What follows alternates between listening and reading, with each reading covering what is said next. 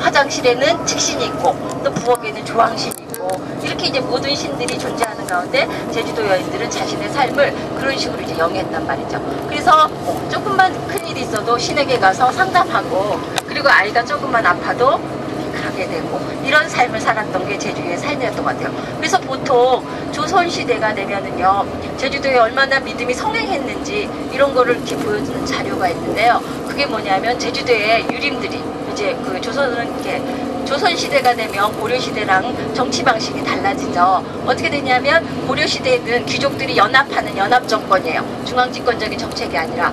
근데 이제 고려시대에서 그리고 이제 고려까지는 우리가 불교를 국시로 하는 그런 나라였지만 조선이 되면서는 고려와는 다른 그런 어떤 정책을 펴겠다. 그래서 종교적으로는 유교를 숭상하게 되고 그리고 정치적으로는 중앙집권을 하겠다 그래요. 그래서 이제 제일 처음에 시작한 게 뭐냐면 제주도를 이렇게 어떻게 나눴냐면 8도로 나뉘어요. 자기가 중앙정치를 쉽게 하기 위해서. 그래서 우리가 요즘 흔히 쓰는 전라도니 경상도니 이렇게 이제 구분된 게 조선시대의 행정구역이에요. 그래서 이제 그렇게 하고 제주도를 이제 3억으로 나뉘어서 행정체제를 했단 말이에요. 자, 그랬는데 조선시대에는 그러니까 제주도에는 이렇게 목사가 와서 이제 다스리게 되죠. 제주목에는 목사가 오고 정의현에는 현감이 와서 이렇게 삼업체제를 이끌어가게 되는데 그때 이제 육지에서 관리들이 내려와서 보고는 제주도가 굉장히 믿음이 성하더라. 그래서 뭐가 그렇게 많았냐면 믿음 이렇게 하는 곳들이 많더라. 그래서 뭘 얘기했냐면 당도 500개나 되고 절도 500개나 되더라. 이런 걸 이제 얘기해요. 그렇다면 그걸 뒤집어 본다면 왜 이렇게 믿음의 체계가 많을 수밖에 없었느냐? 그만큼 제주 사람들이 삶이 어려웠다는 거. 그리고 누군가 이렇게 의지하지 않으면 도저히 살아갈 수 없는 그런 환경이었다는 것을 의미하는 건데 그걸 그냥 유교의 잣대로만 갖고는 너무나 제주도 사람들은 꼭 하면 모든 곳에다가 물색 같은 것들을 걸어놓고 이렇게 비념한다, 빌고 그런다. 그래서 그런 것들을 음사라고 규정하는 그런 역사도 있었죠. 그래서 이거를 뒤집어 본다면 제주 사람들은 굉장히 어려운 삶을 살았다. 이런 거라고 이제 보게 되죠.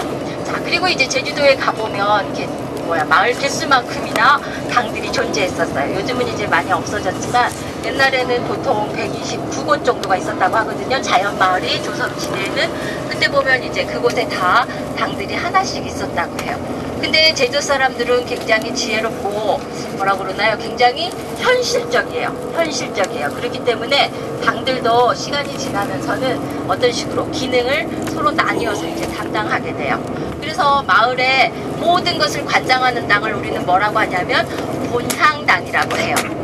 그래서 거기는 뭘 이제 관장하냐면요. 그 마을 사람들의 생산, 이렇게 무슨 토산물이 나는지 생산에 관해서 이제 관장을 하고요. 그리고 또 뭘 관장하냐면 그 마을에 있는 사람들의 호적이라는 것은 살아있는 사람의 명부죠. 그리고 이제 물고라는 것은 이제 그 죽은 사람의 이제 그 장부인데요.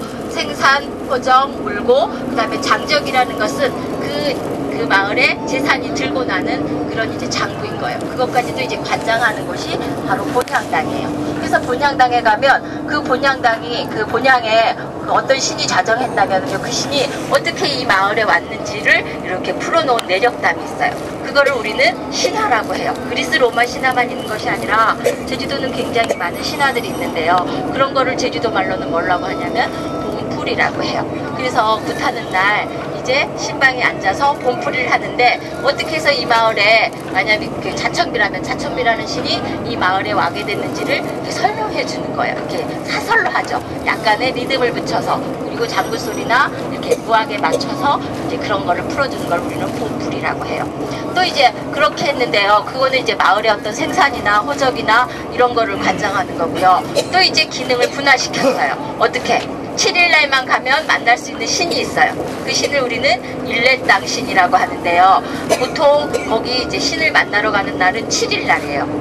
그래서 7일날, 17일날, 27일날. 그래서 자기가 사정 같은 날 이제 그 당에 가는데 이 신은 이제 뭘 담당하느냐 하면 제주에는 옛날에 병원 같은 게 없었기 때문에 아이를 기르는데 굉장히 아이들이 병치레를 하면서 자라게 되죠.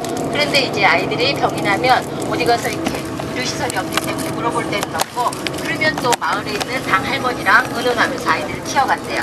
그래서 이제 일례 당시는 아이들의 육아라든가 아니면 제주도는 예전부터 이제 굉장히 습한 지역이기 때문에 풍토병이, 피부병이 많아서 피부병을 낫게 해주는 그런 역할을 했대요. 그리고 이제 여드렛 땅이라고 하는 곳이 있는데요. 여드렛 땅은 뭐냐면 주로 뱀신을 모시는 공간이에요. 제주도는 이렇게 뱀신이 이렇게 전반적으로 나타나기 때문에 이제 그거에 대한 어떤 특별한 의미가 부여되는 것은 아니고요. 그래서 8일 날만 가면 그 신은 만날 수 있어요. 그래서 8일날, 18일날, 28일날 이제 그렇게 가는 데고요. 그리고 이제 저기 바닷가 마을에는 어부들이 주로 가거나 해녀들이 가는 그런 계단 종류가 있고요. 그리고 이제 중산간 마을은 주로 목축을 하기 때문에 목축을 잘하기 위한 산신, 이렇게 한라산신이라든가 목축신을 모시는 그런 신앙들이 유행할 수밖에 없었죠. 그래서 제주 사람들은 굉장히 현실적이기 때문에 자기의 현실의 이익을 추구하는, 그리고 자기의 생산에 추구하는 그런 이제 신앙의 어떤 그 신들을 모시고 이렇게 살아왔다고 생각하시면 돼요. 그래서 오늘 가볼 그 서귀포는요, 본향당, 아까 생산 물고 호적이나 장작을 관리한다는 그 이제 서귀포의 그런 이제 본향신이 보러 가는 거고요. 그리고 이제 어부들이 들었다는 계당, 중문동 베린내계당을 가보시게 되고요. 그리고 이제 일례땅, 7일날 이제 육아라든가 이렇게 피부병이 있는 사람들을 위해서 이제 그 돌봐줬다는 그런 일례땅을 가려고 합니다. 그래서 이왕 이제 떠나시는 거니까, 그리고 이제 여타 종교가 다르겠지만 오늘은 이제 제주의 신들, 예신들을 만나러 가는 길이기 때문에 신을 만나러 갈 때는 반드시 뭐를 갖고 가야 되냐면 자기 소원을 하나씩 갖고 가시는 거예요. 바램이라든가. 그래서 진에게 가서 조용한 시간에 한번 들어주나 안 들어주나 한번 이렇게 바램도 갖고 한번 가보시는 게 좋을 것 같습니다. 그리고 이제 신당에 가셨을 때는요, 절대 거기 있는 물건들을 만지시면 안 돼요. 거기 있는 이렇게 물건들 만나면, 제주도 신은 뭐냐면 이렇게 사람들이 이렇게 착하게 하면 복을 주는 신이지만 그렇지 않고 이렇게 약간의 이렇게 경망스러운 행동을 한다거나 그러면 해코지를 하는 신들이래요. 그래서 거기 가면 절대로 아무 물건이나 만지시면 안 되는 거고요. 그냥 마음속으로 이제 기도하시고 바램을 이제 전달하시면 될 것 같습니다. 여기 너무 길이 꼬불꼬불해서요. 다음은 이제 거기 가서 설명드리도록 하겠습니다. 이따 뵙겠습니다. 조금 쉬세요.